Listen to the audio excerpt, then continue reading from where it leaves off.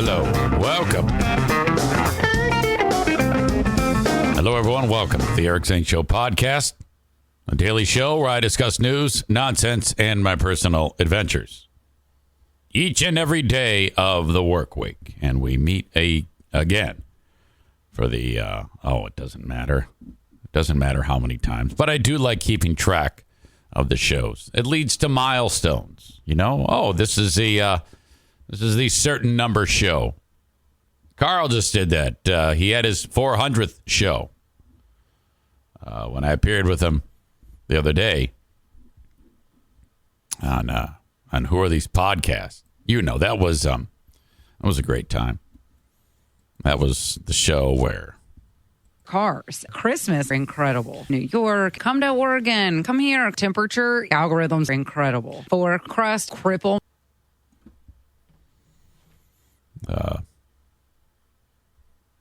In that appearance, I had Aram post that to the subreddit so that my friends on the Freeburn Hot Wing Show subreddit can hear it. Most were like, I'm not even going to bother. He's such an asshole. I'm not going to fuck with him. I'm not even going to fucking listen to it. I did get someone who wrote this. It wasn't that bad. Eric really nailed home what's wrong with free beer and hot wings these days. They didn't really step out of line in my mind. They were very fair in my book. Eric didn't come off like a sour ass for being fired years and years ago, as some comments would suggest. It was more of taking funny shots. Shit you would have heard if the group was still together today, mocking one another for the silliest things. Cars. Christmas, incredible. New York, come to Oregon, come here. Aram says the come to Oregon is a sing-songy way of talking that is annoying. Temperature, algorithms, incredible. For crust, cripple. Maureen says, I just listened to it. You were great.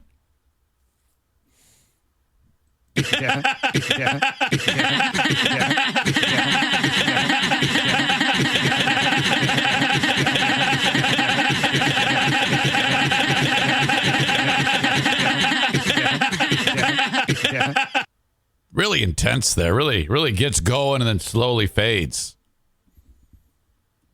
Glad to see you all here. Maureen is especially on my mind right now because Michigan is trying to get their act together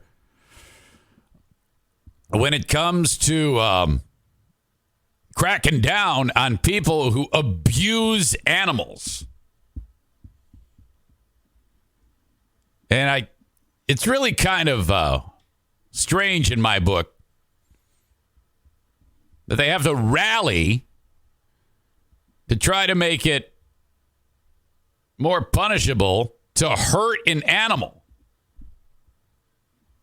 It shouldn't have to come to all of this time, energy, and money to make throwing the book at convicted animal abusers in Michigan a thing.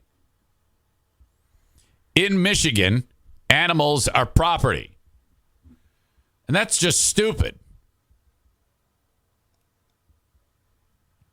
My dog, I can do whatever I want with it. The Project MI Pet Initiative would establish a public registry of all convicted animal abusers in Michigan. Genesee County Sheriff Christopher Swanson said this isn't just, which is where Maureen works. She puts herself in harm's way with all sorts of wonderful volunteers to try to convince people who own these pets but don't take care of them to relinquish them. So they'll walk up to some house and the dog's chained to a cinder block with hardly any food, emaciated.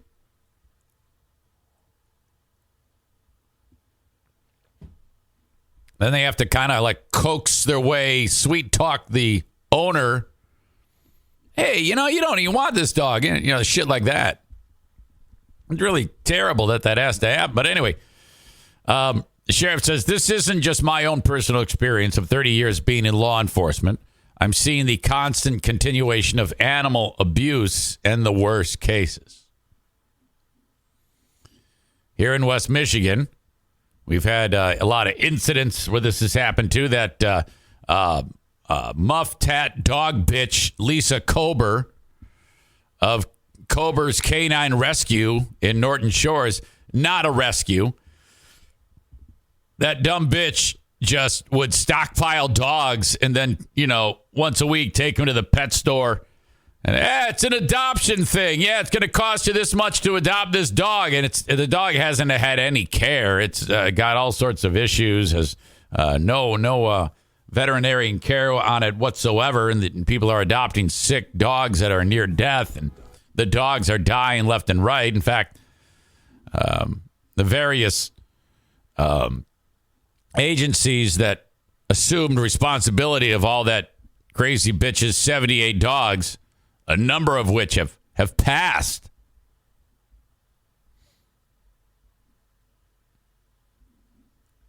So that's all kind of hitting close to home.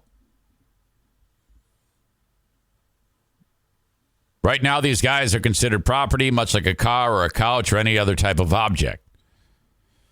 Said Big Lake Humane Society shelter manager Velvet Light. Sounds like a stripper name. Ladies and gentlemen, welcome Velvet Light. Girls, girls, girls. So once they are seized in a criminal activity, the dogs or cats are held as evidence or whatever pet, and we aren't allowed to adopt them out to a home, and criminal processes can take weeks, months, years even sometimes. So like Colbert's canines are all in foster settings right now, and they might be there for a while because, they got to use the dogs and pets as evidence to charge this crazy bitch. The initiative creates a 22-day maximum, Light said, so that's 3 weeks in the care of them being in the shelter, which is important because they don't need to sit in a kennel or even a foster home when they could be in a real home while their abuser is walking around free on bail. I got a better idea. Whenever anybody does this, just shoot him in the face. Wouldn't that be much easier? I mean, like we in the world have any use for some fucking maggot who abuses an animal. Demonstrators hope to encourage lawmakers to add the initiative to the 2024 election ballot. Until action is taken by the legislature, ballot initiatives like this one require a certain number of signatures from the public to make it onto an election ballot base. This number is based on how many people voted in the last election. So now they're saying that they need about 750,000 signatures, which will be needed for this initiative to make it to the 2024 ballot. So I think all they're looking to do is to make it so that the process can be expedited. That's all that's going on here. The initiative creates a 22-day maximum that the animals can be before they can be adopted out. So this isn't going to do anything to punish the bad people, I don't think, unless I'm missing something on the story. But yeah, all right, maybe that'll help to when in the aftermath of when this idiocy takes place. But my God, it should be like a mandatory life sentence for these idiots who do shit like this. I don't understand it. I can't make heads or tails of people who do this shit to an animal.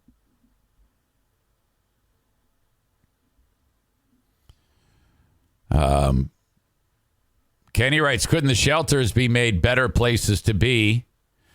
Oh, well, they are. But you got to understand, just the simple idea, shelters aren't bad places to have animals, but you got to understand, it's loud, the dogs, there's a lot of barking dogs in there. And just that alone, that's just the tip of the iceberg of stress. Okay? It's not, I mean, look at behind me. All they have is my big mouth. Now imagine a large, echoey, cold room with a lot of noise. That alone, I mean, let's be honest. If I was in a room with you, Kenny, and you were there telling me 15-minute story after 15-minute story, I know I would be shaking and would probably throw myself out of the window. Oh, there you go again. What are you doing? It's a joke. It's a joke. Relax.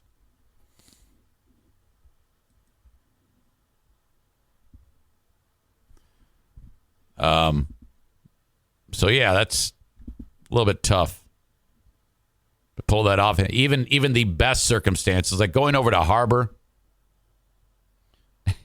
He says, I'm never telling you another thing ever again.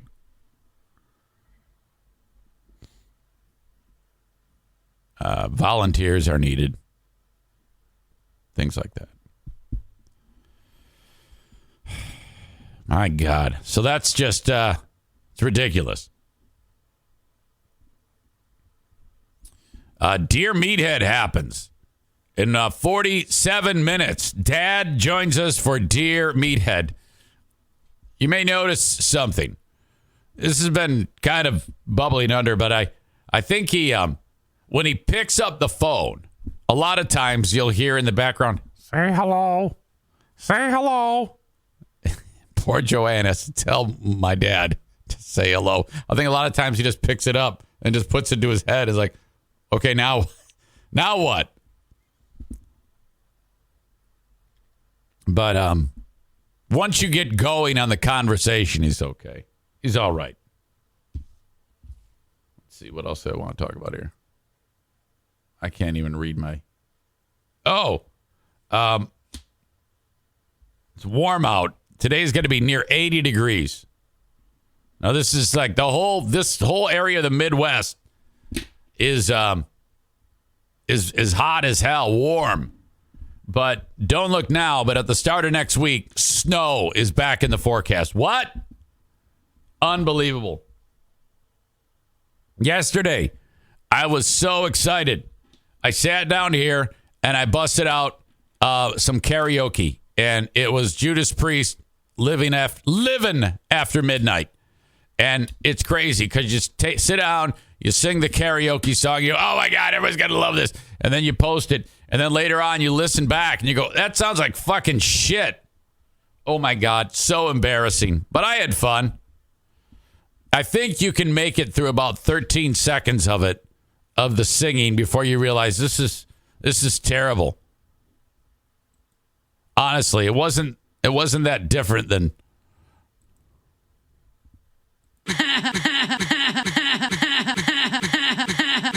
yeah.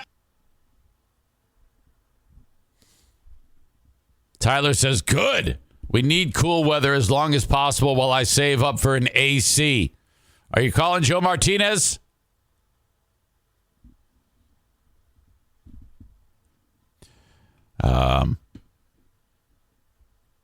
Going back to Kenny and his unedited Moby Dick length stories. Books that are shorter than books that are shorter reading time than a normal Kenny conversation. War and Peace. The Bible. The entire Harry Potter series. The Chronicles of Narnia. Moby Dick. Nosferatu. You could read all of those and Kenny would still be telling you a story. The Stand. Tommy Knockers. It. Les Miserables.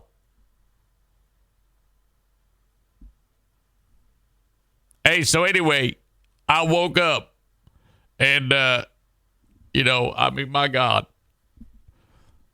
Just that would take like half an hour. Encyclopedia Britannica A through Z. I'll never forget when Kenny visited me. I woke up, turned off the fan, and right away I could hear. So anyway, yeah, I mean, he's talking, and I open up the door, and then I can hear, yeah, yeah, and it's like the NFK. He's listening to the story, and I don't know if he was genuinely listening or because it's tough to get the NFK to focus on anything. And God knows what Kenny was talking about, but man, he's jabberjaws. Just flapping gums. Were you was it a scenario when you were in grade school where they're like, "Okay, can we just get you to stop talking so you can pay attention to the lesson?" Is there any way you can just, I mean, seriously, or we're going to send you to the principal's office? Holy shit. Aram says the NFK can't get up and walk away that easily.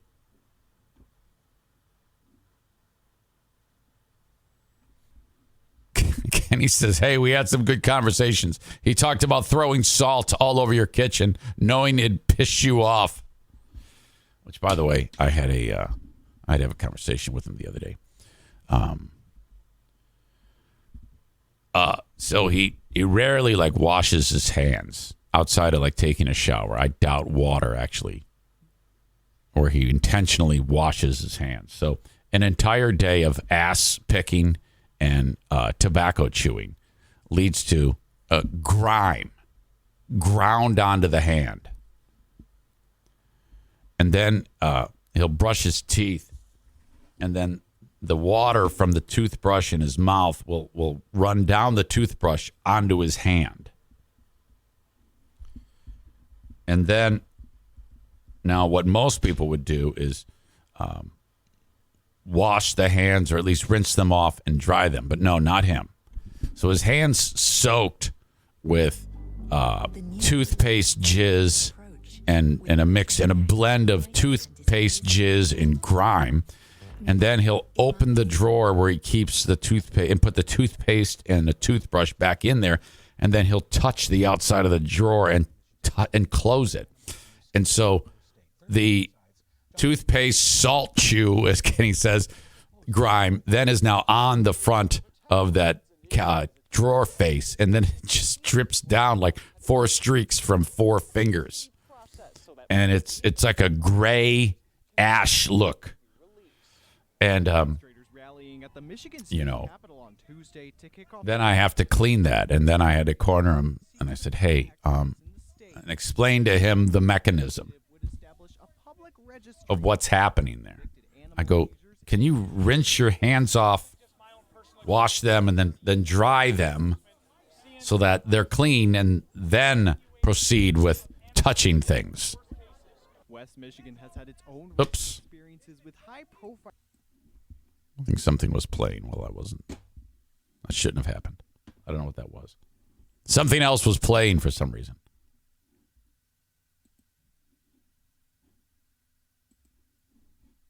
I think it was a news story. Oh. All right, that kind of threw me off. What else do I want to talk about? Oh, and then he all of these years of, before he moved in with us, toothbrushing or brushing teeth did not happen. And so one day then he's getting pain in the teeth. They're literally falling apart. And that has led to these appearances at the dentist. And, this stuff takes time. They got to get you in. They got a schedule. So he's got another one coming up in May, a month away. But meanwhile, the teeth keep hurting. And he walks up to me yesterday. Way too close to me. He's a close talker. And he's standing about 3 inches away from me. And he's like, hey, can you call Dr. Lee? Yeah, what's up, buddy? This one right here. This canine tooth is on right here. this thing. Look it. And I don't want to. But there's a lot of carny tooth appearances going on. There's a multitude of various shades of brown in there. And look at it hurts. This one right here hurts. You see? Can you see what it's doing? And I'm like, and I didn't want to look, and I just kind of glance over, and I see it looks like my backyard after a winter full of dog shit. And I go, yep, I see it. You put it. They put in a call for me. I gotta get this one taken care of too. Fuck me. Maureen says, is he still chewing tobacco? Yes. Oh my God, yes. That is from the time he wakes up to the time he goes to bed, 14 hours of tobacco in it. He has tobacco in his mouth more hours of the day than he does sleeping. Tobacco, coffee, and feces. That's what is in his mouth the most. Feces from his ass to his hands to his mouth.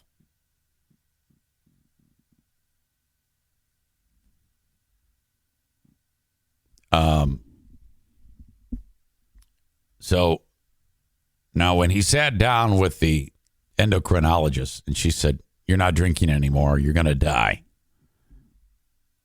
That scared the shit out of him. I'll never forget that. She goes, you have cirrhosis. He goes, what? Yes. It's very, and you're lucky because I normally talk to people and I have one of two conversations, like the one I'm having with you now, where I'm telling you it's early, or I'm saying you have 2 years to live to them, because that's what cirrhosis does. You have to stop drinking immediately. And, then he's like, well, what about once in a while? No, not once in a while. None. Period. Cold turkey. No more drinking at all. Not non-alcoholic beer. Nothing. The cellular makeup of your liver is being destroyed with scar tissue, and there's no going back. Every bit of it that's destroyed by alcohol, and every sip of it is destroying more of your liver. You will die a painful death. She was so matter of fact, this doctor. And he's like, she put the fear of God in him. He hadn't had a drink since. So, I don't even think that all of his teeth falling out of his head is going to help him. He's going to have someone tell him he's going to die. Someone who's an expert saying he's going to die if you don't stop. Yeah, it's rough. But then where do you draw the line? I mean, people got to live. How do you feel about that? I don't know. It's weird. It's kind of like you're in a weird spot with him about what you should tell him to do. And Ryan says if he has no teeth, he can't chew tobacco, but maybe he's good with that. Well, again, he doesn't really chew. He just puts it in between his tooth and teeth, his gums and his lip,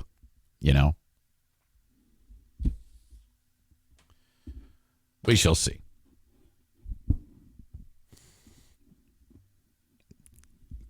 Kenny says, poor guy, he can't enjoy anything he likes anymore, LOL, except watching TV for 16 hours solid each day.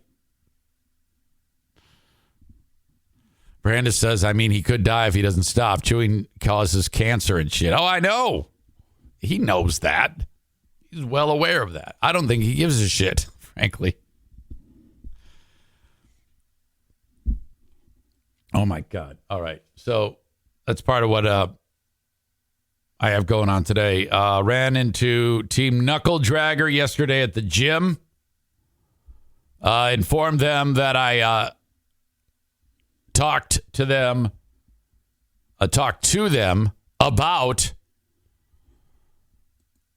them putting the fart machine right by me when I was doing the ab exercises to make it sound like I was farting as we welcome in Brandis.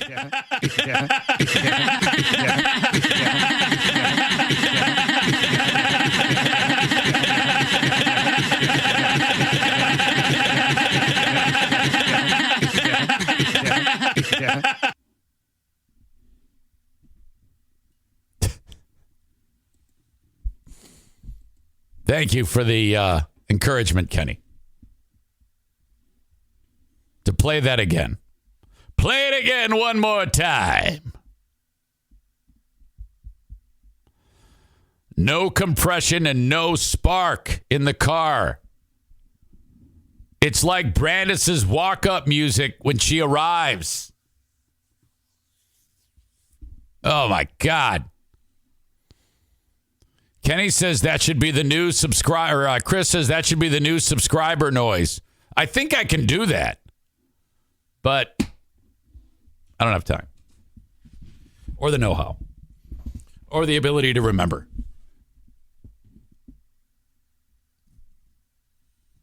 Need a Kelly laugh track for the opening of Black Sabbath Sweet Leaf. Maureen says, never tell this crowd you don't like something. LOL. All right. Sorry, I'm just kind of meandering around topics here. I need questions for Dear Meathead again. Eric at ericzaneshow.com. Send them along. I've got a few, but I always like a few more. I like to have a little bit too many.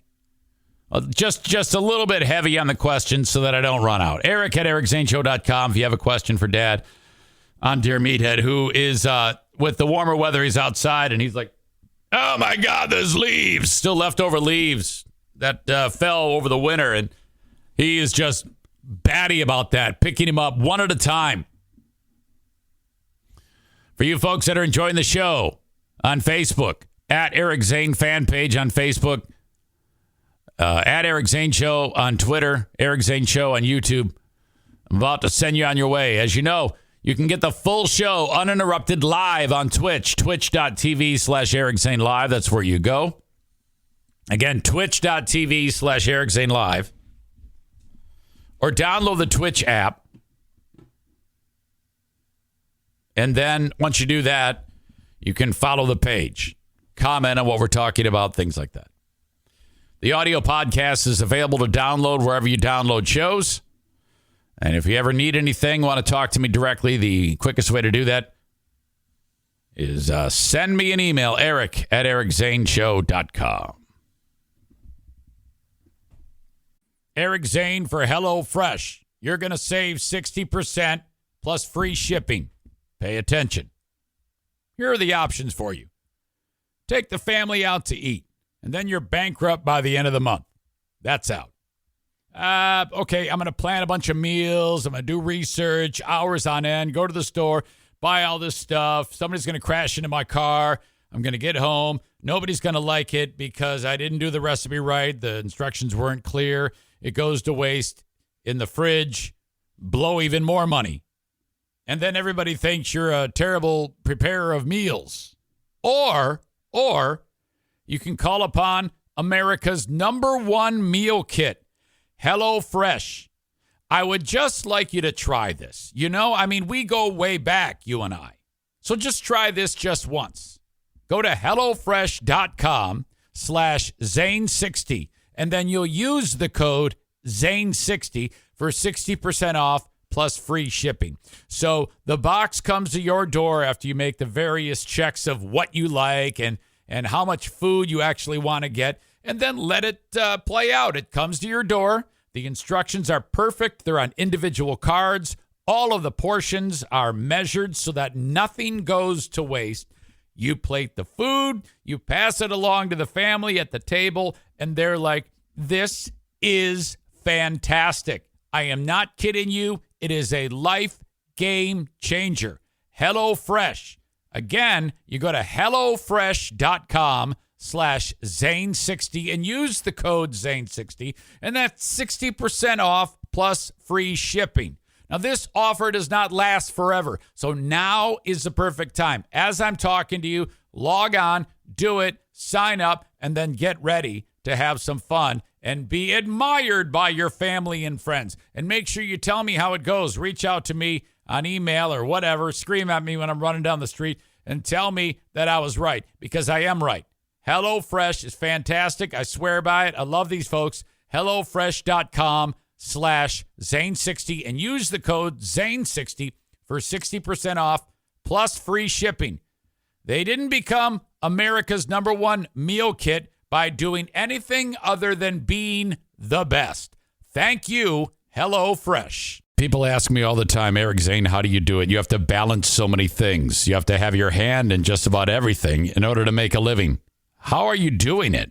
Well, frankly, when I started, I have no idea. I think I kind of just muscled my way through it. But there is one secret that I've never really talked about until now. It's a book. It's called Elevate, Build a Business Where Everybody Wins. The author is a dude named Tommy Mello, which sounds like a guy who was a roadie for the Grateful Dead. But no, this guy's a genius, and you got to get this book. He's built a $200 million business with over 700 employees. And in this book, I discovered some skills and things that I can do to help me in what I do. It applies to just about any line of work. Kind of like if you're sick and tired of working for the man, you can become the man or woman, gender stuff, or else everybody's going to get mad. What I'm suggesting is you check out the book. It's a quick read, and what you will gain when you read it will blow your mind. Tommy Mello. The book is Elevate, Build a Business Where Everybody Wins. Trust me on this. Get a copy of Elevate at elevateandwin.com/Zane.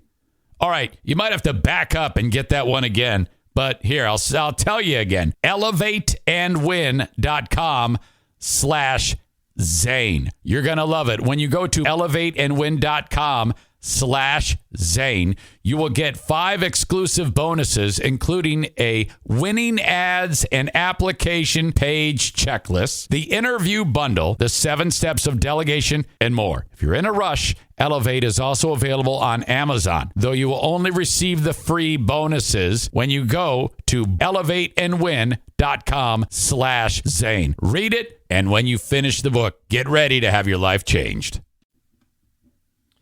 Kenny says, Eric needs commands like other Twitch peeps have, or maybe the spending channel points to play stuff. I don't know. Whatever. I don't even know what the fuck that means, but that's okay. I kind of just like talking about the things that I have to talk about. But I'm stubborn and old-fashioned. So that's my fault. All right. Thank you, folks. I will now send you on your way, except for the folks on Twitch. Facebook and Twitch, brought to you by Irvine's Auto Repair, Grand Rapids Hybrid and EV. Facebook brought to you by, I said that, Jesus. Twitter brought to you by Blue Frost IT. Thank you for following. The psychopath in Louisville bought the gun that he used like a week ago. Bank employee who opened fire at his Louisville workplace targeted specific people with the rifle he bought legally a week earlier. Louisville Metro Police Department Chief Jacqueline Gwynn Villaroel said in a news conference, Connor Sturgeon, 25, bought the AR on April 4th at a local store. All right, now, people are like, okay, stricter gun laws. Make it harder to get the gun. To me, the only way you do this is if you're going to make it more difficult to get a gun. When you try to purchase it, you don't leave the store with it, and you have to appear in front of a gun board, and they do a thorough examination of you. They look at your social media. They interview your family members. They look at your medical history. But you see, that's way too time consuming and quite an intrusion in your privacy in order to get a hold of something that the Constitution of the United States protects. The suggestion, how about we make the gun store responsible? Well, the gun store is, to the letter of the law, following the rules. They didn't do anything wrong as spelled out in the law. The laws matter. They did everything by the book. The only lawbreaker here is the bad guy who decided to go kill everyone.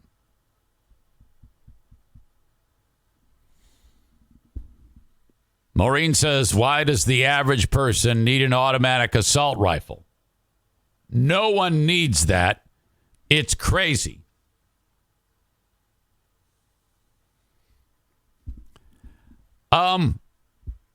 I can't say that I disagree with you.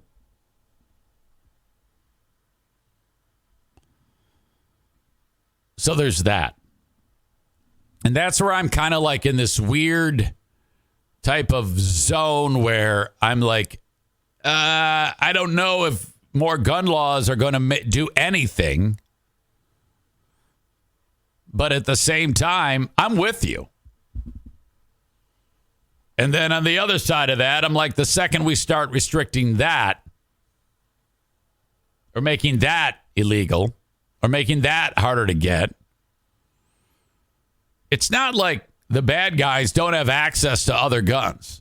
And then if they go in with 4 pistols with 16 rounds of hollow point bullets each, or maybe they have one of those fucking switches on it that turns it into an automatic, then it's like, oh, now we got to ban those. And I hate to go down the road of slippery slope, but people who want the right to own and bear arms protected, this is the big argument. Then what? Then you're going to go after hunting rifles. Then you're going to go after pistols. Then you're going to go after shotguns.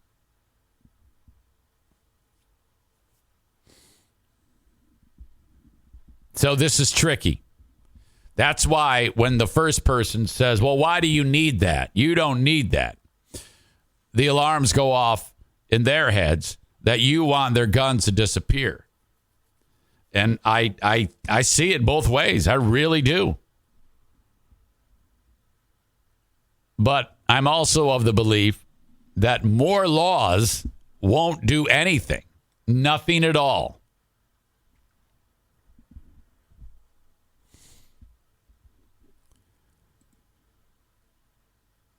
The chief said that a rookie cop was shot in the head while responding to the mass shooting, remained in critical but stable condition. It's looking hopeful, she said. Officer Nicholas Wilt graduated from training just 10 days earlier. There's video, body cam footage of all of this. It's fucking intense. Oops. Again. Crazy ass audio playing, and I don't know where it's from.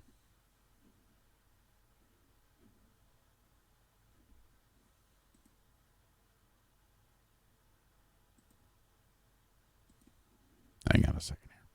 What the fuck is going on? All right. Audio check. Video check. This is the body cam footage from this incident. The Louisville, Kentucky Metropolitan Police Department released police and bystander footage from the shooting at Old National Bank on Monday. Pull up, go. Stop right here. Back up. Get me out here. The first video is from Officer Nicholas Wilt's body camera and shows Wilt and Officer Corey Galloway arriving at the scene. Wilt, the guy who got shot. 2 shots are fired, and then the two get out of their car and approach the building.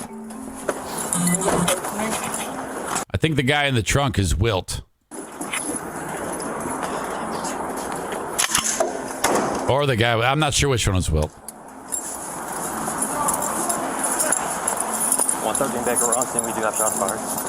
I'll take it. Guy with pistol is Wilt.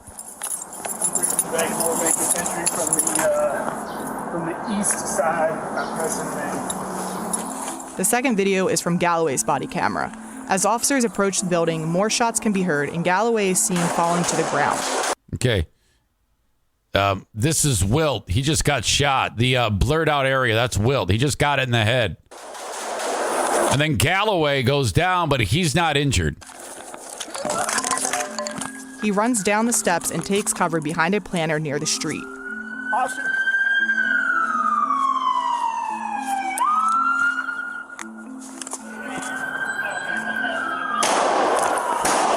God, don't have an angle. The bad guy's actually in the bank.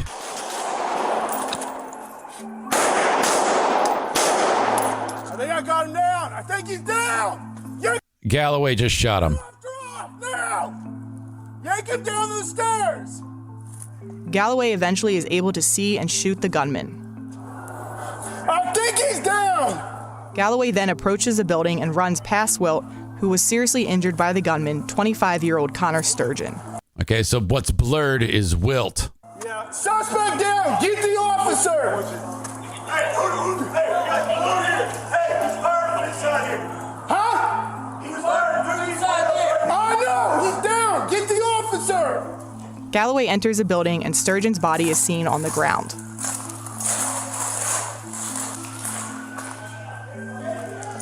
There he is.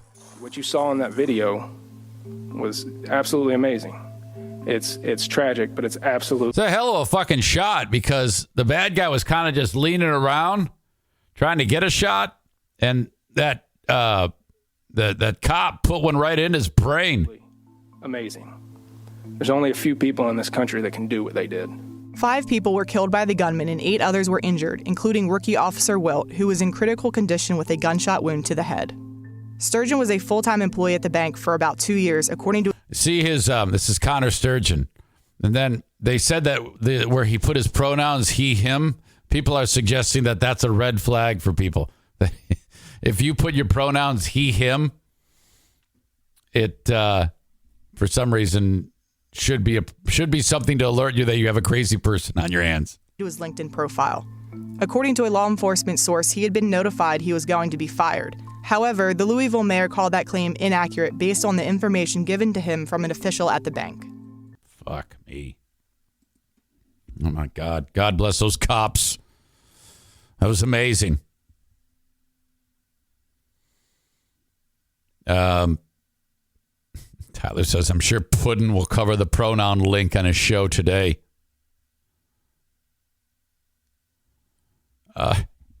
Who Cut the Cheese says, after this video, can we watch the video of the Russians beheading a Ukrainian soldier? No, thanks. I have never once seen a beheading video. I wouldn't do it. That's just too much for me. I think that would fuck me up bad.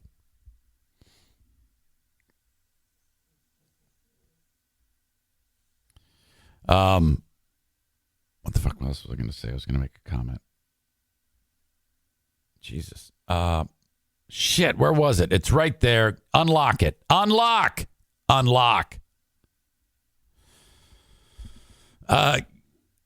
There's a comment that I see. It says, all of these sad news stories. We need to laugh.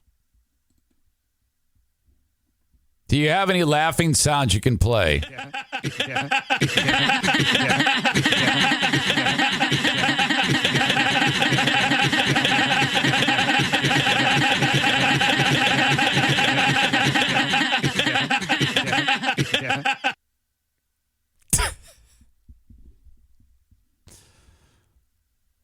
This seems to affect our lovely Brandis the most. A little bit more on this insanity. When the shooting was over, officers and teams from other agencies re-entered the bank with supplies and started providing medical treatment right away. There's talk about purchasing the rifle. Shooter legally bought the gun at a local gun dealership 6 days before. He used it to kill 5 of his colleagues. Kentucky imposes a no waiting period between the time of purchase and the physical transfer of a firearm. Some states have waiting periods of 7 to 10 days. I don't even know what that matters. Who gives a shit if you have to wait 7 to 10 days? I mean, you buy the thing, and then you wait 7 to 10 days before you decide to go shoot up your workplace.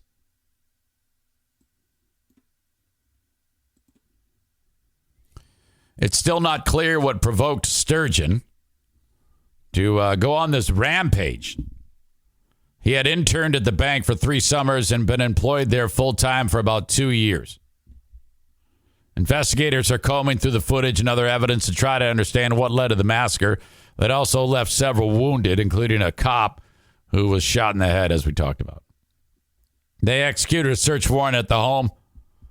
They said they didn't want to say what they found. Yeah, it seems like every time we have one of these horrible scenarios, they just kind of end, you know, and then nothing happens after. We just kind of like left to pick up the pieces. It's horrible. I can't stress enough. Protect yourselves, ladies and gentlemen, when you're out in the wild. Don't think that in any way, shape, or form you are safe. I know it's sad to say, but it's fucked up out there. And this could happen any place, any time where you may be. I can't stress enough. And I'll say it as plainly as I can, like I said yesterday. Arm yourself with weaponry, with enough firepower to protect you. And that takes a little bit of training. And I think your life is worth it. So though you may be uncomfortable in getting proficient with a weapon, you eventually will be comfortable. And then you will be safer. That's the only thing we can do right now. No law is going to make anything better. Nothing can happen quickly to keep you safer. You need to take the responsibility and do this for yourself. And the more of you that are armed, the less chance you have of getting murdered in some horrible scenario like this. Okay. That's it. I know I kind of talked about that quite a bit yesterday, but to me, it's worth it. It's worth saying again. Cole in beautiful Colorado Springs, Colorado, suggested on yesterday's show that you can get a tank. And I stand corrected. I guess you can. Over 6 Pay attention to this guy. 200 machine guns, 80 military vehicles, mortars, bazookas, flamethrowers, and even tanks like this Russian T-54. And the cost of his arsenal, a whopping $8+ million. Okay, so this guy has all of this shit. $8.5 million of armaments. He's nicknamed Dragon Man, and that's because of the Dragon bike he built in New York in 1967. He's riding around on a motorcycle with a fucking machine gun, and this Dragon that's built onto the motorcycle is a flamethrower. He lives on a 40-acre property in Colorado Springs called Dragonland. And you see, this is right next to Cole's house. It's embellished with spooky signs like this. Okay, so there's a sign. This guy was a registered Democrat. From there, he operates a gun store, 6 shooting ranges, military museums, and bike tracks. Okay, I hate everything about this guy. The businesses attract more than 10,000 got this fucking machine gun.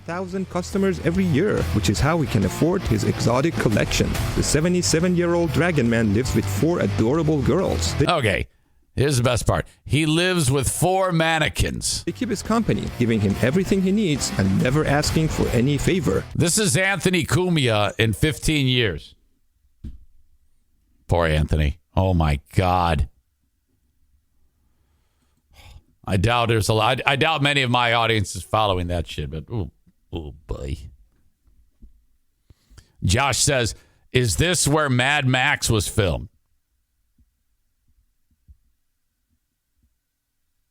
Cole says this is a fun place. I would say that it's worth a visit. I wouldn't have a problem in seeing that. Tyler says, of course you can buy tanks. This is America. I wouldn't be surprised to see Panzers start rolling down my street for joyrides.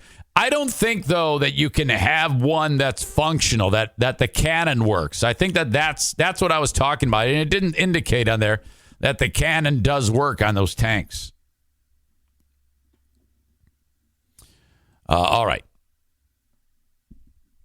I've got Patreon coming up a little bit after this show finishes. Patreon.com/Eric Zane. Sign up for Patreon. The Ben and Eric Patreon podcast goes on tomorrow evening at 7 p.m. I'd love to see you all there. The open and live stream of today's show is brought to you by Van Dyke Mortgage, 231-332-6505. If you need a mortgage, you want to get pre-approved for a home, this is who you call. Anywhere in the U.S. with the exception of Alaska, Hawaii, Maine, and South Carolina. TC Paintball. Paintball War number 22, the Spring Fling, happens Sunday, April 30 at 4 p.m. Going? Let me know. Eric at ericzaneshow.com. Otherwise, TC Paintball open, as much as you want them to be open. Book a party, they'll take care of you. TCPaintballGR.com.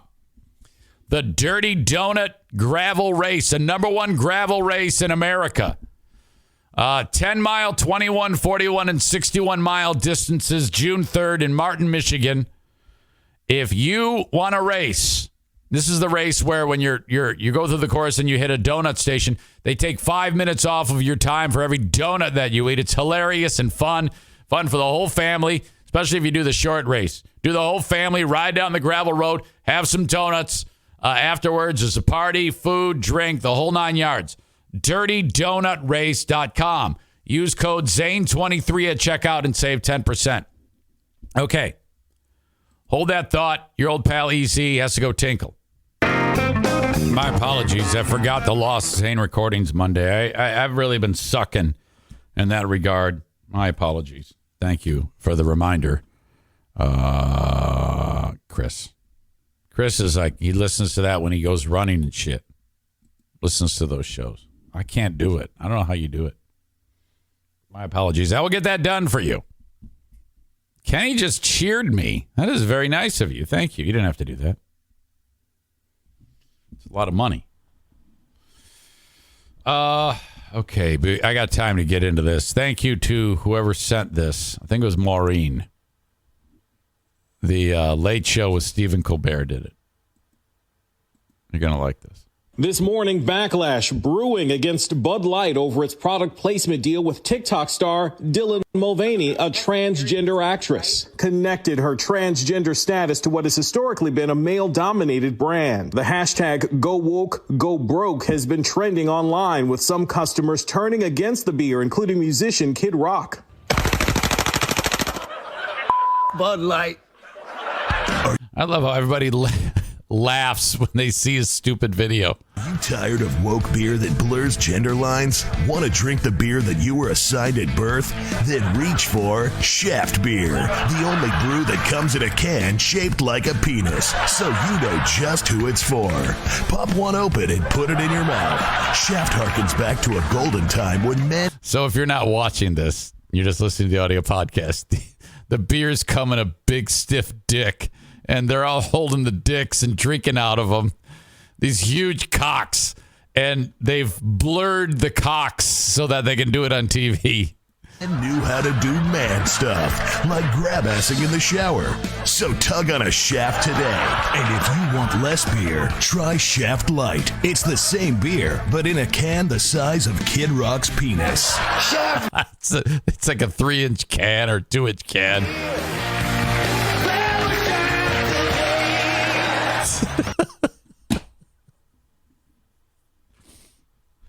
That is funny. I reminiscent of guy stuff. It's the old Joe D. Mike stunt. Grab a shaft today, yeah. Oh, that is spectacular. Oh my God. oof, Kid Rock going to go after Colbert next. I wonder how he would handle that. His sense of humor. John Rich from Big and Rich. He's got a bar in Nashville. And he was on Fox News or whatever the fuck talking to Tucker Carlson. And he said, yeah, Tucker, we're not selling Bud Light at the bar now. And he's like, well, we've got cases and cases of it, but no one is buying it. So, if that's true, he's suggesting that people in and around where Kenny lives and Aaron lives, that they're all like on board with this banning of Bud Light because they sent a case of beer to the transgender person with the transgender person's face on it. That's all what this is over. This is so stupid. And so I think people are using it, these knuckle draggers, as, well, fuck them. Let's make them go broke, which they might. I mean, if you're suddenly going to do that and then everybody jumps on board with this type of witch hunt over Bud Light because they gave away some beer to a transgender person. I would like to think that people could be smarter than that and not a fucking idiot. Bud Light's just doing that to get more attention, try to make some more money. I don't think ultimately it will hurt them in any way. I know that the morons who are saying, we're gonna make them go broke because they're doing this, but I think that all the attention they're getting is going to help that brand.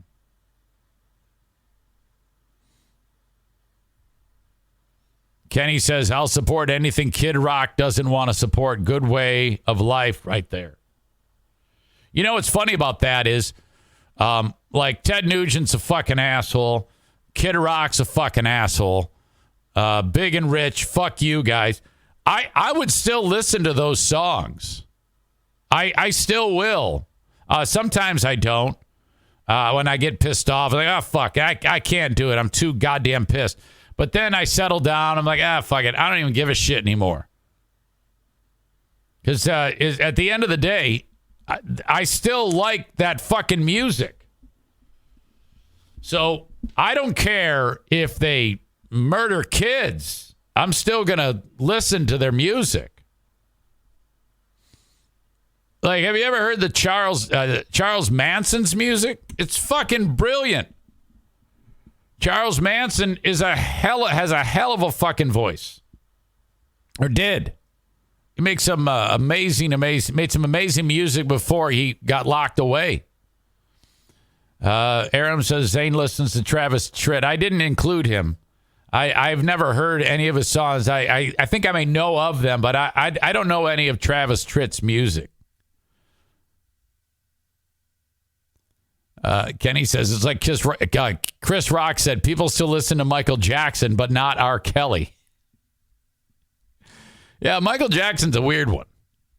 Uncancelable. I don't know. It might have had to do with the time that it happened. We weren't yet canceling people as much back when Michael Jackson was being looked at as a pedophile.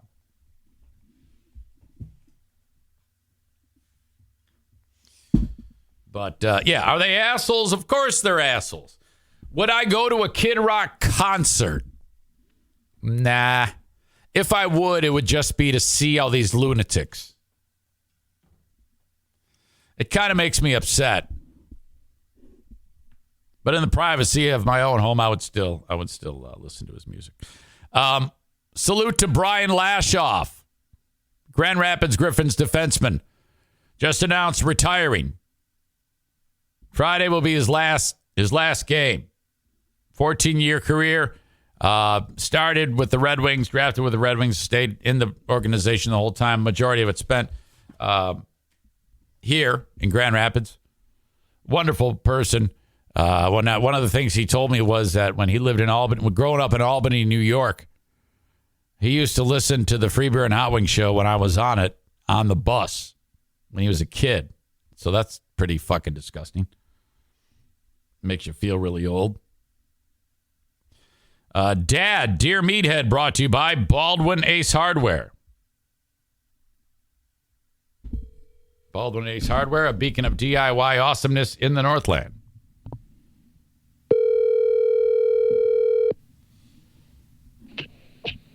Hello. No. Butt dial. That was not the correct number. That was not my dad.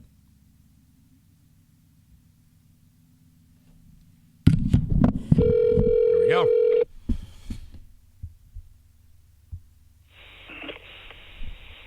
Good morning, Grand Rapids.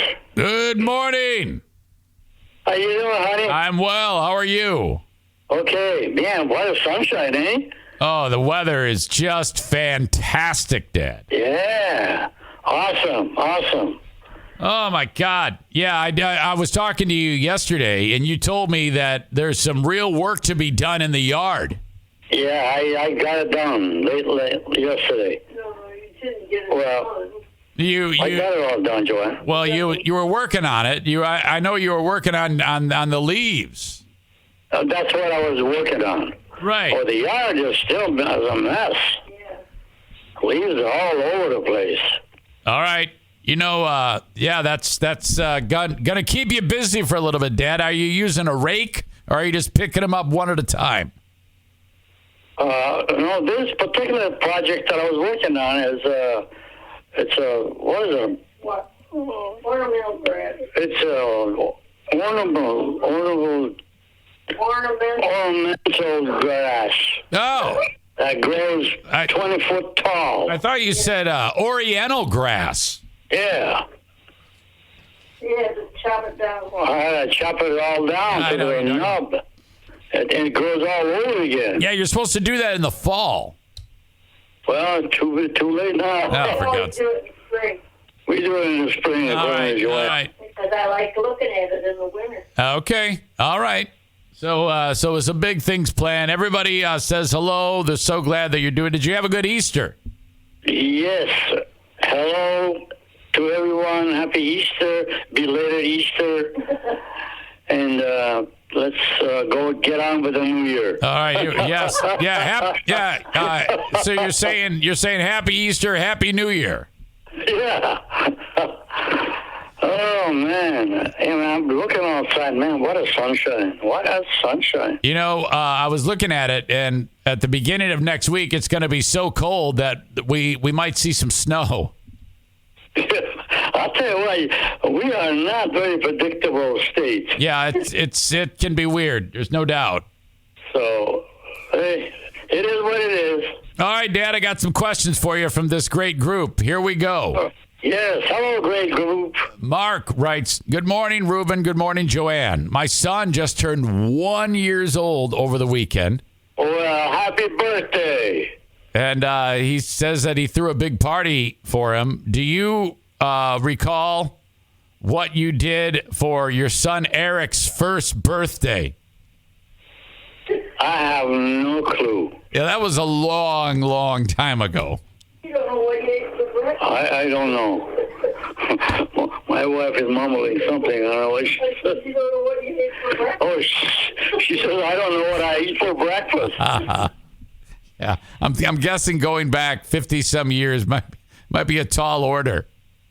Oh, I have no clue, honey. Yeah, I know. Justin writes, Dear Meathead, I always love hearing you and Joanne every week. You're both so joyful, loving, and caring. Well, thank you so much. Yeah, thank you. I wish I could see you. I wish that thing, all wonderful statements personally to you. He says also the back and forth conversation between you and Eric is not only entertaining to listen to, but he says, I'm so glad you guys spend time having that conversation with all of us. Well, I'm glad to do it. And well, we enjoy it, and it was a pleasure speaking to you guys. And especially Eric. Eric is a super, super sweetheart young kid. Oh, my God. Young kid. Are you kidding me? I'm going to be 53 years old soon. Match me. You're a young kid. You know, what's funny is I don't feel old. And my brain is young and fresh. How about yours? Absolutely do. Okay, so do you feel young and energetic? Oh, God. I was out there, God knows, late at the evening, trimming a tree that's like, I don't know, 15 foot tall. Hopefully you weren't on a ladder. It's a bush. You weren't on a ladder, were you? No, I just did it off the ground. Oh, okay. Yeah, I know. You're probably doing that till midnight. Joanne's like, come on in. It's time for bed. I turned the garage light She turned the garage light on. the door. Justin wants to know if you've had any hobbies over the years. Didn't you do coins and stamps for a period of time? I did stamps. And coins. But mostly stamps. Yeah. But my concentration was that I don't even know what happened to my stamps. Well, what are you supposed to do? Just collect them and put them in a protector? Is that it? Well, this was totally organized. And there's I forget how I did it.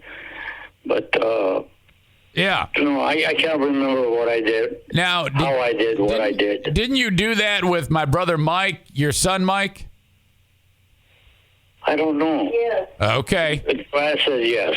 You taught Mike how to say stamps. Oh, all right. Did you hear what she said? Yeah. So, I knew you guys did something like that, and then you collect the stamps and you just look at them, right?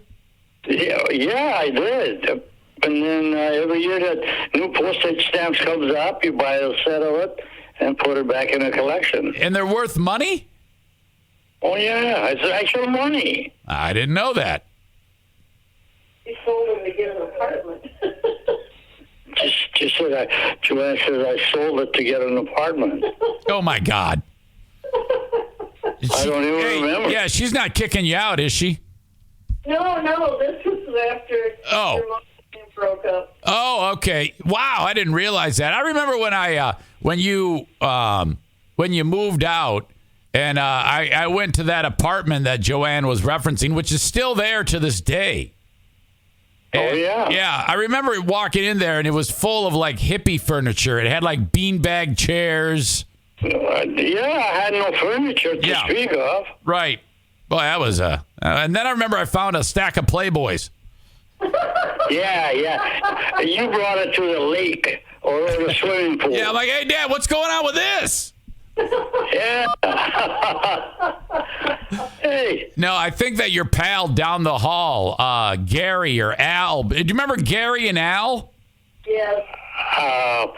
The names don't sound right. But I remember who they are. Those guys were crazy. I think there was something going on there. I think those guys did cocaine or something.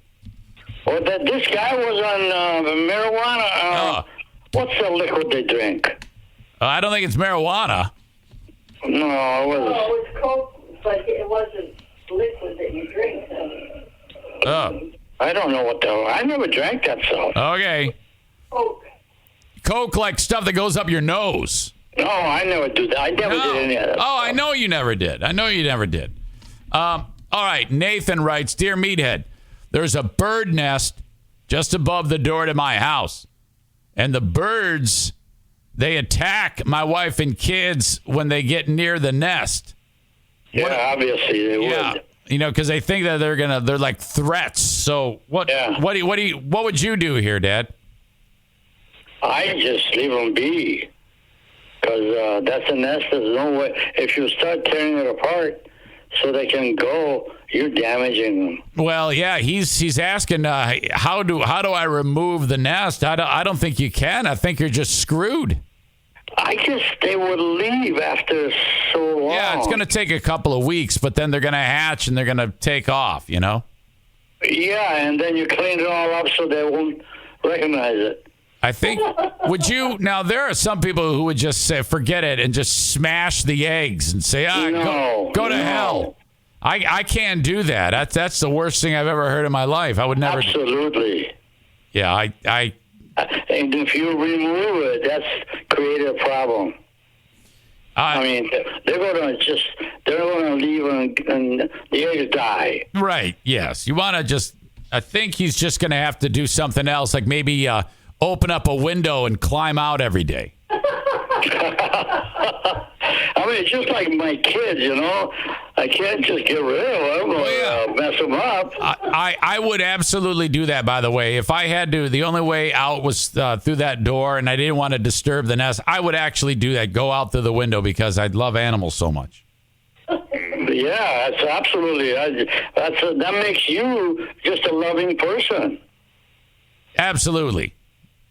All right. And I know you are. So I think Nathan, you got to live with the nest, and because otherwise, you know, you're killing the babies. No, don't damage them. Leave them be. I mean, what does it do? It takes a few weeks. They're going to be gone. Yeah, come on now. David writes, Dear Meathead, there's got to be something over the years that you've been really, really proud of. What is one thing that you are really proud of? And after you give one, Dad, I'll give you one that I'm proud of you. Oh, boy. I really didn't think of myself being something worth being proud of, just a human body. I don't know, honey. I can't tell you. Well, I'm proud of my wife. Proud of you. Okay. Proud of your brother. Well, okay, so you started with not proud of anything but my human body. Well, I started thinking. Pardon me. I'm actually proud of me. Yes, just overall. I think, okay. And you said us, but I think when you're talking about you need to be proud of immigrant coming to the U.S., don't know the language, becomes a success. Right. Well, in reality, I'm proud of the way I handled when I came to this country. And the only thing I could, for instance, eat is, what was it, Joanne? Hot dogs. Hot dogs. Yes. Oh, thank you, remember.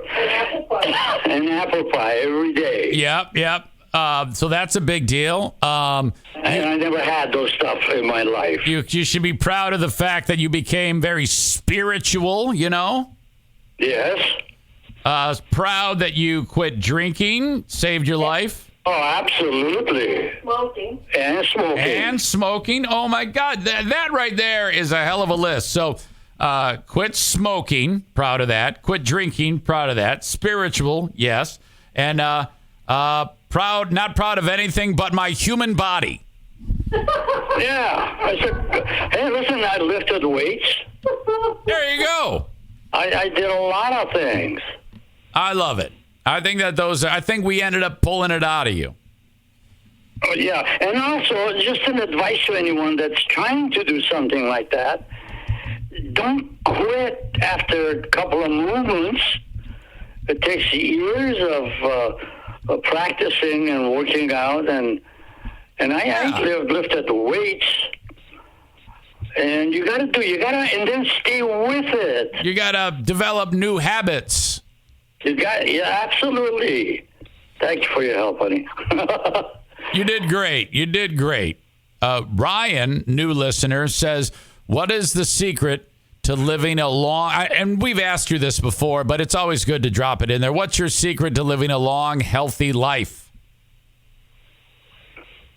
The long, healthy life is combined to what you do to your body. Oh, we're back to the body.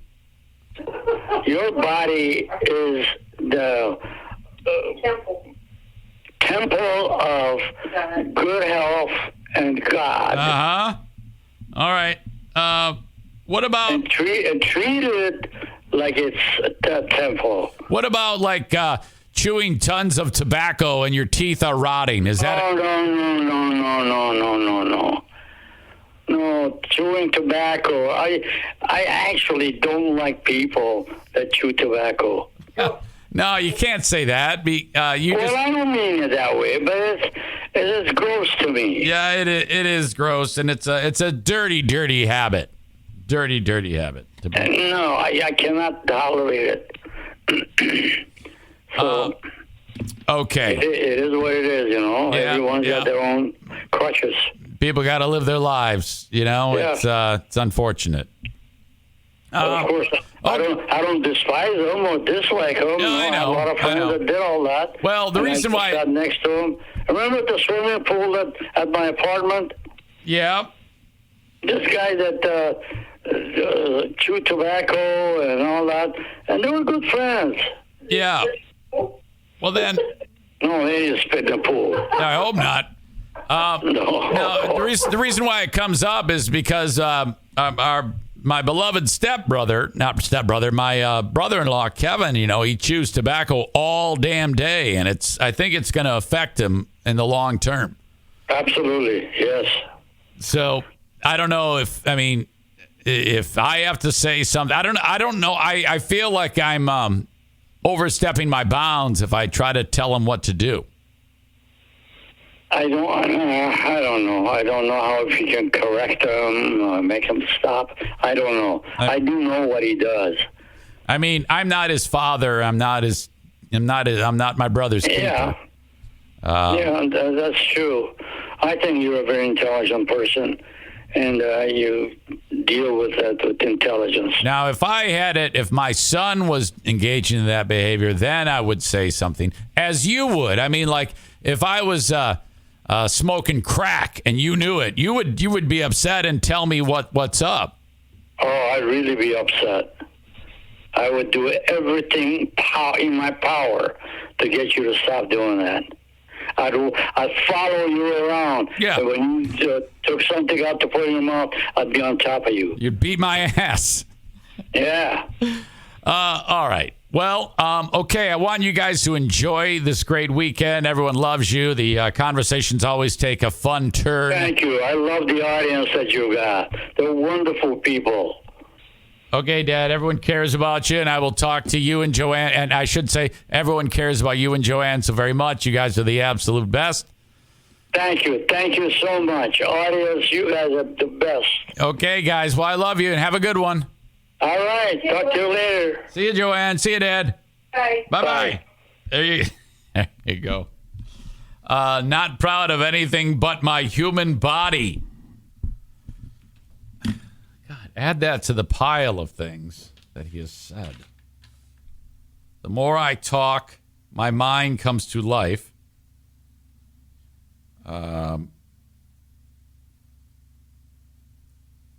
Comforting or educating. And talk about dog training. He refers that to educating the dog. A car can get you from one point to another. A man is a man. Not a question of frugality. Bits of celebration. Her madness was never anything you begrudge. That's written on a Grand Rapids Gold paycheck. These are all fucking paychecks. Affordable limousine. West Michigan hockey. Sarah Honda Granville. Bennett Flooring. Blue Frost. That's where I write my notes about my dad. Incredible. Thank you, everyone. I'm proud of you, Eric. You're like a son to me. Tyler says, God, I love meatheadisms. Florida Man 814, this is the best audience ever, except for tobacco chewers. Fuck them. Meathead almost. Man, if my dad said the F word, I'd be ruined for a day. Chris says, do you still drive limos? Not much. Not much at all. I think I still do. I was asked to do a job the other day, but I just couldn't do it. Punching politicians. Be proud of that, Cole says. Oh, my God. He punched Faust. Jim Faust. Or Faust or Fouts? It's Fouts. He's the mayor of Warren, city of Warren. This is the guy my dad punched in the face. Look at this dude. Oh. Here he is trying to look young, Fouts. He looks a little like Randy Macho Man Savage. Bad wig, bad weave. What the fuck is going on with this dude? Look at Warren Mayor Jim Fouts compares black people to chimps. This guy does so much fucked up shit. Mayor Fouts posts bloody pics after falling on sidewalk while jogging. This is what he looked like after my dad punched him. This guy is a fucking idiot. I'm going to own your truck, he said to my dad. And that pissed him off bad. For some reason, that spun him out. So my dad put his hand through the glass of the passenger side. My dad was a fucking bitch. Mean as a pit bull, strong as an ox. Whammo! Right through the fucking glass. Reaches his other hand in the glass, through the window, pulls him towards him, and then starts punching his face in the glass. Bam! Bam! Ah! Oh, my God. Glass everywhere. Maureen says pit bulls aren't mean. Shut up. It's an expression.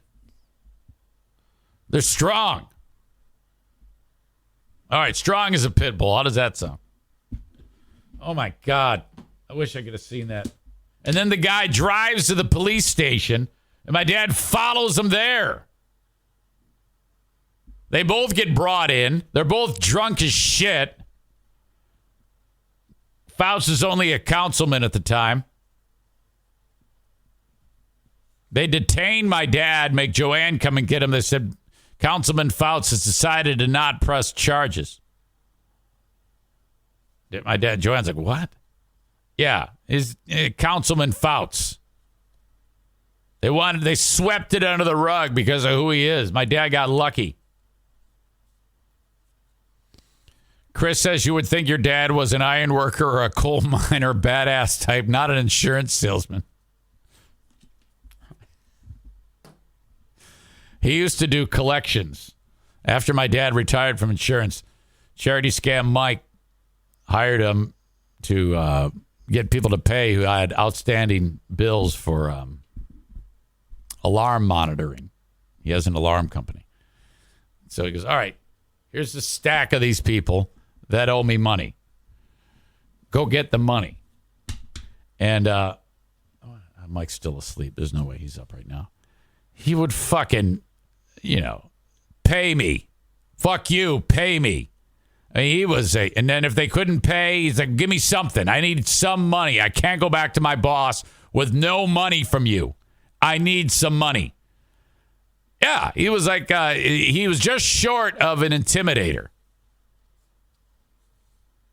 People didn't know what to do with my dad. They just couldn't handle him. Much calmer these days, obviously. You remember the teacher who got shot by the little fuck 6-year-old? Wherever that was. Newport News, Virginia. Here she is, the start of the school year, pretty as a picture. Abigail Zwerner, 25 years old. And then the little fuck brings a gun into the classroom and shoots her in the chest. She put up her hand. Bullet goes into the hand. A lot of the momentum slowed down, but it buries in her chest. Fucked her up real bad. She ushers all the kids out of the classroom, helps subdue the 6-year-old. The 6-year-old's fucking mom had the pistol accessible to that little dick. And all throughout the school day, the kid had been spouting off on the playground that he's got a gun.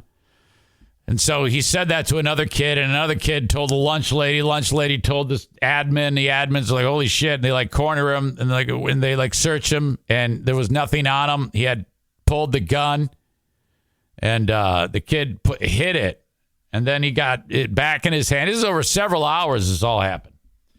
So they know the kid's talking about doing this, and then they leave him in the classroom, and then the little prick pulls it out, and boom.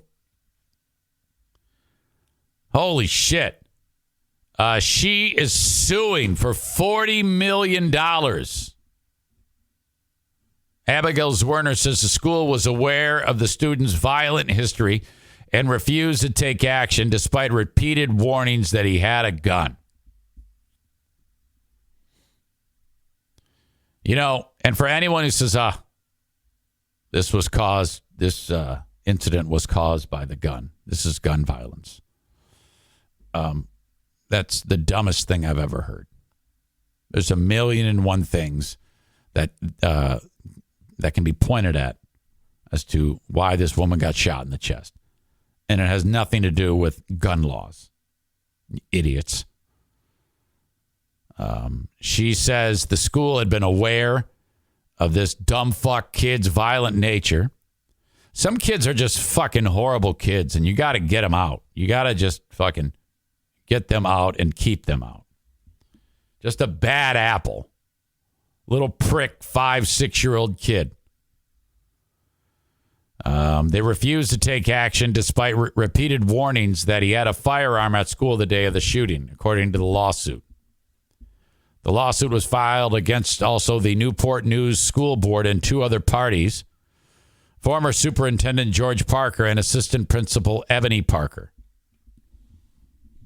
The lawsuit, fucking pop-up ad. Lawsuit also references a previous incident in which a student strangled and choked his kindergarten teacher. I don't know about you, but if I'm a teacher and a kindergartner, a 5-year-old, tries strangling me, the distance that I would throw that child through the window would be record-breaking. It would be like dwarf tossing. When those hands go up to my neck, I'm going to go around the head, and now I've got the head like this with the face facing downward. So arm up over the hands, breaking the grip, and now I've got the kid in a reverse headlock. You can actually hold the left arm up like you can put the kid in a DDT from WWE and drop all your weight down and smash his fucking face on a desk, the carpet, very violent, destroying the kid's face. That's what you do when that happens. Then you pick him up like goddamn Andre the Giant and you throw him through the window. That's what you do to this little piece of shit. Okay?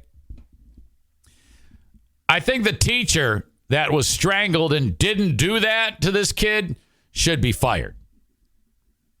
When the 5-year-old tries to choke out a teacher and the teacher doesn't kick his ass, the teacher should be fired. You know? All defendants knew that it says John Doe, but psycho kid attacked students and teachers alike, and his motivation to injure was directed toward anyone in his path, both in and out of the school, was not limited to teachers while at the school. The student had been removed from Rich Neck and sent to another school, one of those asshole schools, for the remainder of his kindergarten school year, but was allowed to return for first grade in the fall of 22. Can you imagine if you're at your Abigail Zwerner and you see this little dick walking up the first day? Oh, fuck, here we go. Here we go. He'd been on a modified schedule after, quote, chasing students around the playground with belt in effort to whip them with it. Where are the lunch ladies?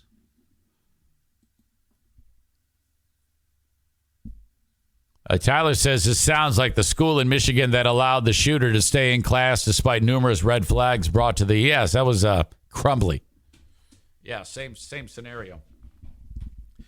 We got to go back to 1975 when Miss Philippi would beat the fuck out of Rusty Ogburn for doing fucked up shit in the classroom. Oh, fuck me. Or Mrs. Crothers. There were always these tough-ass female teachers who, you know, you get on their good side and you're set. But if fucking Rusty, oh, my God, the shit she had to do to that little fuck in front of everybody. Flip his desk. Push him, get outside, stand in the corner, get to the principal's office, hit him. Yeah, he whip his ass into shape really fucking quick. Fucking Ogburn. Chris says Granny Gorder was the recess Nazi. You're damn right. And they always had names like that. Granny Gorder. Bitch Basinski was ours. I remember Mrs. Basinski, who were in first grade. Hey, fucking bitch Basinski. And she'd go around and you didn't even get in trouble for calling her bitch Basinski. But, we started playing N-word pile. And it got a little bit too intense, and she just starts pulling kids off the pile by hair. Ears, hair. I mean, it was all fucking open season for her, and she was up to the challenge, was bitch Basinski. Oh, my God. Nowadays, little fuck going around the playground with a belt. And they don't do shit. Chris says there was always 3 or 4 girls that were her minions. Oh, for sure. That would narc your ass out. We start playing N-word pile, and we're not supposed to be doing that. And then, some of the other chicks would go narc our ass out, and then fucking Felicia Praviti. I'll never forget that fucking bison-ass bitch. Oh, my God. She was so pissed off at me. That was the chick who threw that big fucking, it was a big dirt pile that became really hard like a rock. But if you hit it hard enough, it would explode. And she threw the fucking thing at me, and it caved in the side of my fucking face and blew up in a big pile of dust. And I was concussed. And that they don't care. You just put a fucking ice pack on it in the nurse's office and get back to class, you little dick. You deserved everything you got.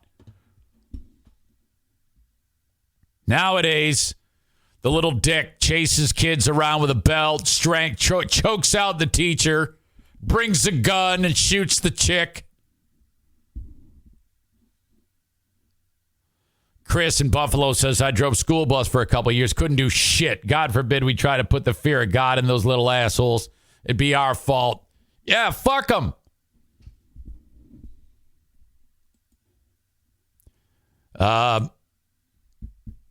Teachers allegedly often flagged this little dick's misbehavior, but were ignored, the lawsuit states. When the child was at times taken to the office, the lawsuit alleges he'd return with a reward like a piece of candy. Oh, my God. I've told this before, but if you got sent to, first it was Nagy, the principal, who only had 2 fingers on the hand that you shake hands with. So it was the oddest feeling in the world when he'd shake your hand. And then he retired and Cracknall took over. And oh boy, that was, talk about on notice, day one. I'm your new principal, Mr. Cracknall. Cracknall is his name. And real mild-mannered until you went in. And then you walk into his office, and he's taking off his coat, and he's rolling up his sleeves. And you're like, oh, fuck me. He goes, all right, this is your choice, Eric. Note, paddle. What is it? And hurry, because I don't have time. And he knows I'm going to go with paddle. Because it'd be worse if you bring that fucking note home. Fuck that shit. And this was when I was pounding the erasers in Jenny Markusic and Kristen Gryaski's face. All the chalk dust, they're asthmatic. They give them their fucking sprayer or pumper. Palo. Office. Mr. Palo. Oh, fucking shit. Here we go. Note or paddle? Paddle. Drop. Pants go down. Wham! Right on the ass. 2 more after that. Oh, God. Out. That's it. Done deal. No note. Everybody's on the same page. Problem solved. We need to start hitting children more in school.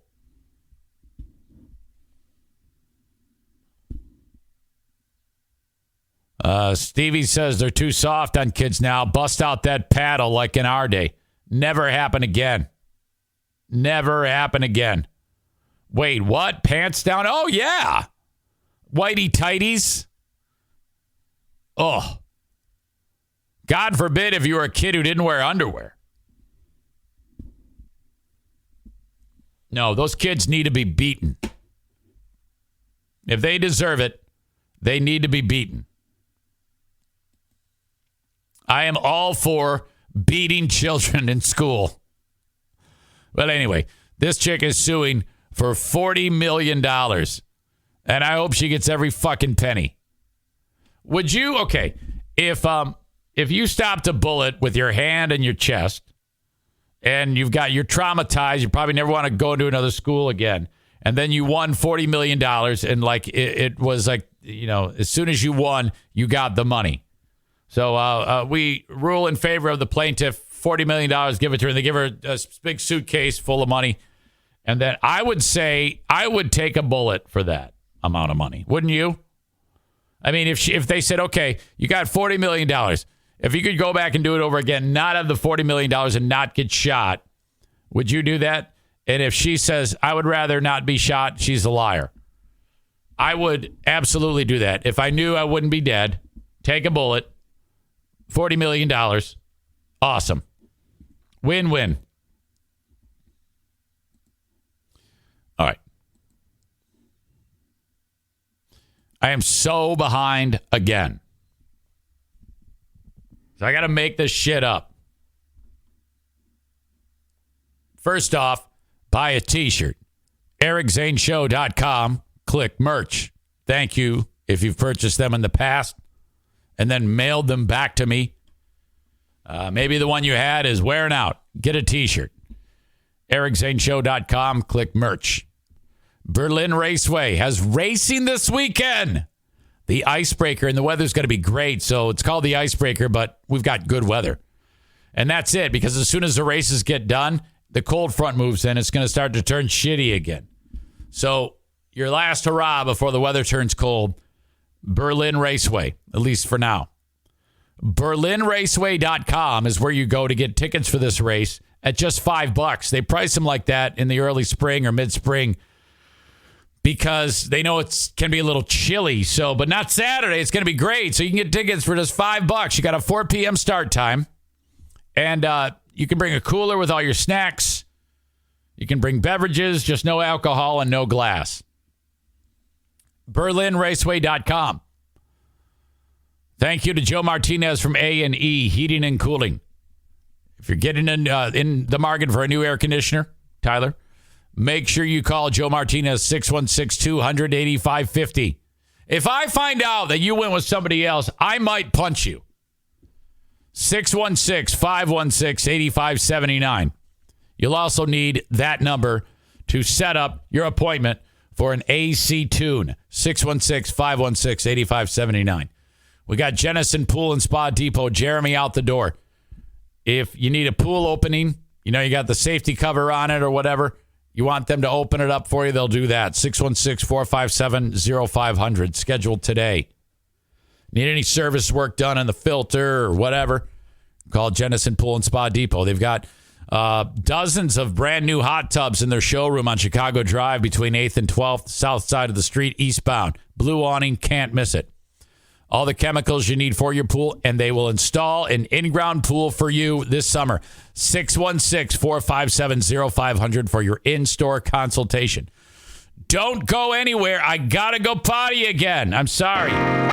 This happens from time to time. Tyler writes, it's down to Joe Martinez and one other guy who actually came in a bit cheaper. Did you say to him, can you beat this? You got to let me know if you did that. And how much cheaper?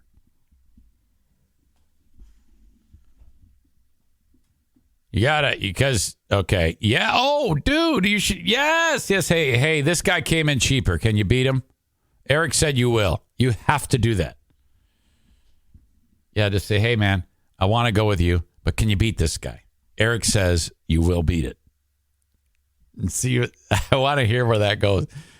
At the worst, he'll say, I can beat it. If he can't beat it, then, you got to do what you got to do. Joe Martinez, are you hearing this right now? Are you actually in attendance? No, I don't see him. By the way, if you guys see any lurkers, take a picture of it and let me know so that I can block them. Any of the usual lurkers. We don't want them around, the lurkers.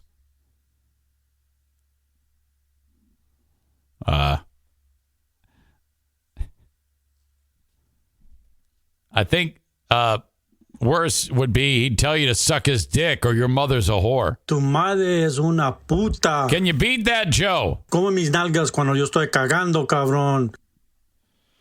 Maureen says they're all using fake names. Yeah, I don't know about that.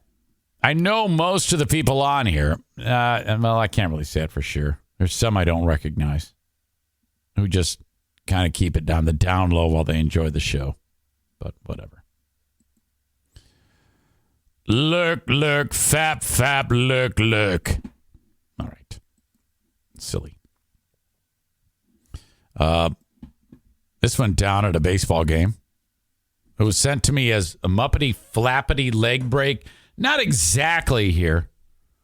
Yes, there is a broken leg. Joe Martinez says, email the quote and I'll see if I can. Aha. There you go. See, Tyler, you just got to mention it. He'd be happy to work with you. He was probably nervous. He probably was afraid to say, you know how that is sometimes when you're haggling? Hopefully that works out. That's cool that you're here, Joe. Appreciate that. All right. This was great because it had ended in kind of like a fight. Audio check, video check. Guy on third. On the ground to third. Moncada's coming. All right. Now you see the guy coming in here? To third. Moncada's coming home. Oh, right there. His leg broke in half. But you can't really tell. On the ground to third. Moncada's coming home. Throw his left leg is destroyed there. On the ground to third. Moncada's coming home. Throw is high. Sebi got there. I can't enlarge it for some reason. And that is out at the plate. And Cruz is hurt. And I'm not sure what Santana was talking to Sebi about. I mean, that's okay, so the trainer rushes out there. And then while that's going on, a fight breaks out. Oh, here we go. Here we go. There's a fight brewing now. And everybody spills out just to the left of home plate. Sebi Zavala and Carlos Santana were talking. Carlos Santana. And now here come the bullpens from left center field. Out of nowhere. So they're all just milling around talking to each other. I always get annoyed with these types of baseball scrums where no one's actually throwing a punch. On a high throw. Now look, and then they run out from the bullpens to kind of stand around and be part of this. Why don't like in hockey, the goalies just skate towards each other and then they fight. Why don't they just fight in the outfield with each other out there? You know? Wow. Now Michael's still in this game. He's got to relax because he's still in a very close game, and the last thing he wants to do is get run and have them then go to the bullpen. I understand him wanting to protect his teammates and all, but this is all so stupid. The pitcher on the mound at the time. Well, Michael Kopech with Ethan Katz now. Ethan got to him and has pushed him away from the fray. My God. You know, it's when these sports start to do shit like this, the way a silly baseball fight is, and by the way, the guy's just laying there rolling on the ground while the rest of the teams push each other and say bad words. If you're going to do that, why can't they just have hockey rules for one game? So if that happens, two guys will square off and maybe another fight could be breaking out or if they all run out on the field, you have to pair up with somebody and duke it out right there. The only time anybody shows up in hockey, because it's the two guys fighting, everybody just leaves them alone. No one else joins the fray. But occasionally you get one where you'll get a line brawl where everybody on the ice is paired off with somebody, and then very rarely you'll get a bench clearing brawl. Those are the absolute best. Griffins, Rockford. Aha, I've showed this one before. It was on cancer recovery night or something like that in Rockford, Illinois. Peter Mrazek in net for the Griffins. Brian Lashoff, the guy I mentioned earlier. This was his, he had been in the league for only a few years. Tell you what, these penalties being called on Rockford, they're not even getting their money's worth. It's not like they're running guys over. Right. On the near side, here we go. Beach is going to drop him. We got to find the new. Now we got to fight back in the Grand Rapids side. Now here we go. We got to have a goalie fight. Carter Hunt's going to jump in. Here we go. There goes the goalie. He's going to go. Hunt's going to trap him with Mrazek. We got ourselves a line brawl. Back at the blue line. Still pounding a Griffin. Now going nuts. Back on Lashoff. I believe it's Sean Malone. Hunt and Mrazek. Now everybody coming off the bench. As Beach, here we go, we got a bench clear at the BMO. Everybody gonna square. Look at this. Beach was hammering on right. Look at all that equipment. Now the fight back just in the high slide. I believe is that Lalone still going at it. Everybody's still matching up. In front of the ice on bench, we got more fights. Everybody on the ice here at the BMO Harris Bank Center. Holy shit. Well, Beach and Sheehan started in the face-off circle, and now it's Mitch Callahan. Perry getting into the mix. Hammering on Mitch Callahan. Parody's going to grab Callahan. And then Brookbank back behind the play was that Lashoff. Adam Brookbank. He dropped him with. Mrazek came out. Brookbank gave it to him right away. Well, yeah. I think gave Brookbank maybe a little bit of a Look at that fucking madness. Yes. Wasted no time coming down. Oh, that's a sucker punch. Sucker punch. And Perry. Perry just took a sucker punch. It all started on the pre. Look at how little Perry is. He had no business being in a fight. Neutral zone, skating down at each other, and then they came down the other way. Sheehan posted up behind the net. They ended up. This is going to spark up again. Obviously, right off the face-off, just went at it. We still have a scrum in front of the Rockford bench. They're having a hard time getting control of this one. Billings and Clendenning were just broken up at center ice by the referee. McCardle's going to be kicked out of the game for Rockford. And the Ice Hogs. Now, the Griffins were the first off the bench. That's true. They had three guys that came off the bench as Beach was pounding. I believe that was Sheehan. And obviously they weren't happy in front of the Ice Hog bench. We cannot see who's going at it. Now we can by the... There's Lashoff. Lalone, Brookbank in that mix. Flick. Callahan. Now McCardle back in. Beach is going to be kicked out of the game. If anything, it's going to probably raise the value of these pink jerseys. Well, this will go down in the books. Well, it's not the first time we've seen the Ice Hogs involved in an altercation like this. And he's going to drop him with Tatar. They're going to square up back in the Rockford zone. The fight that will not... It's still going on. Holy shit. 430. Tomas Tatar. Fight that will not end. Now, Clendenning got dropped. Now, here comes everybody to the aid of Clendenning as Tatar dropped him with a punch. Fucking great. And I'm sure the comments on the old YouTube, Clendenning is gone, and it's going to take a while to sort out this penalties here at the BMO between. Holy shit. Woo! You just don't see that shit anymore. Man, I wish we did. Best goalie fight ever was Hextall Potvin in 96. Oh, fuck, now I gotta see that. Hextall Potvin fight. Hextall Potvin, the greatest goalie fight in NHL history. Okay, hang on. I'll make sure I got this. Yes.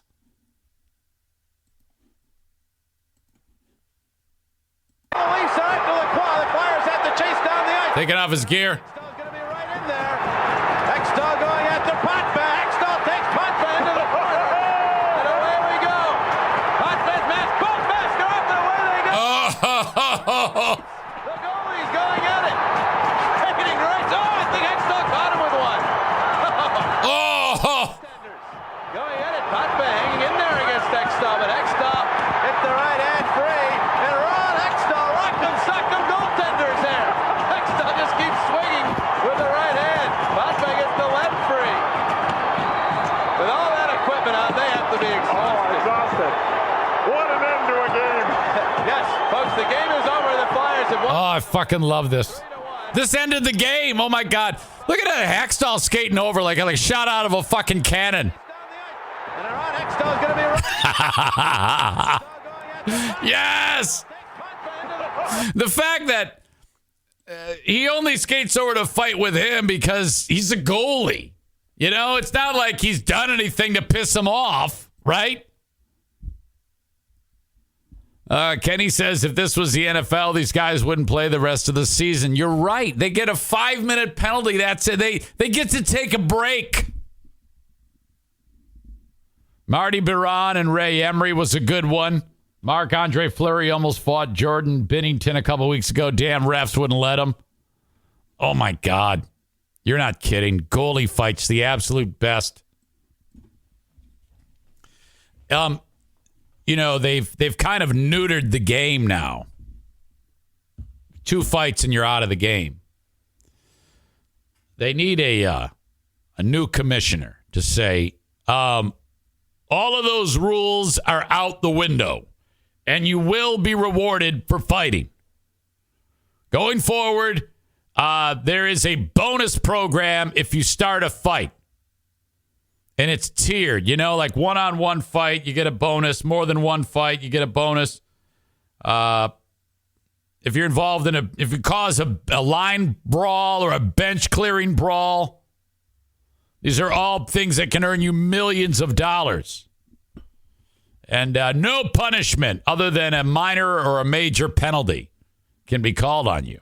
I mean, seriously, we need to get back to the fucking Broad Street Bullies days. Broken leg, $150,000 bonus. As Bruce now is on his back. Chris says we were always told racing, fighting in the pits is banned.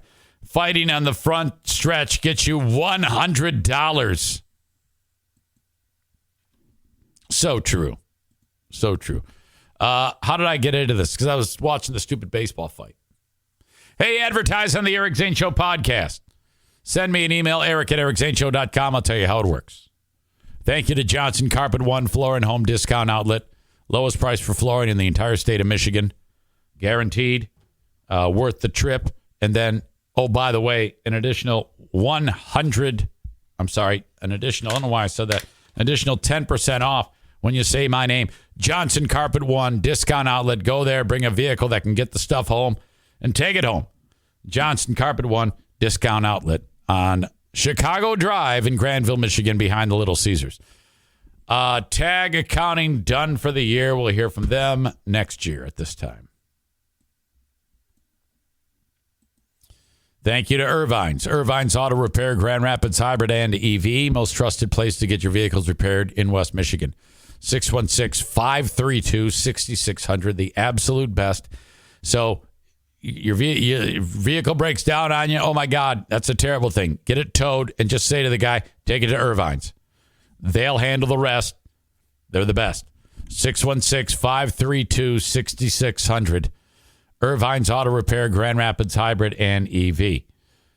Remember Bosco's Pub. When you want a burger, when you want a beer, go to Bosco's Pub in Hudsonville, Michigan. Hello to the Kent County Health Department. improving the quality of life for people in Kent County. If your little ones are not vaccinated, keep them in mind. You can get those vaccinations for measles, mumps, rubella, on and on, all those important things that need to be taken care of for little or no cost if you qualify through the Kent County Health Department. And finally, batting last in the order today, Sarah Honda Granville. Shop for a brand new or a certified pre-owned vehicle today at Sarah Honda Granville, right on Kanawha, just north of 44th, next to the Cracker Barrel. All right, looking forward to the Patreon. I'll be talking about Madonna is making a change in her face. And a woman was driving her car, and she wound up in a shallow lake. And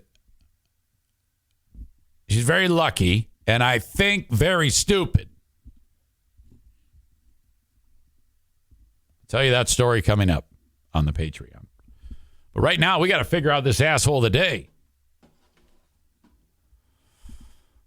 I was telling Team Knuckle Dragger, they hated Brian get asshole of the day for doing fart machine on you when you're working out. I go, well, no, he was going up against Louisville Shooter. It was close, but Louisville Shooter won. All right. The NFK's mouth is rotting. The Louisville kook bought the gun a week before. Teacher is suing for $40 million. Shaft beer. Base brawl. Boy, I don't even know. It's got to be the Norfolk School District, right? For your asshole of the day.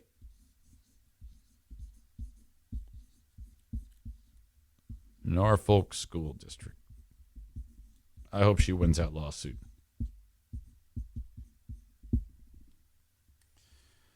Brought to you by TC Paintball. Thank you so much, folks.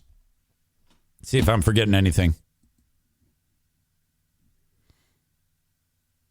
Asshole of the day, asshole kid, or has-been musicians boycott of Bud Light.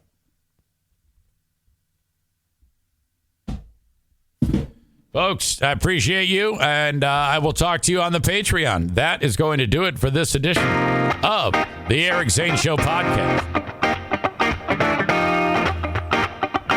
Till next time, have a good one. If I don't see you on the Patreon, have a great day.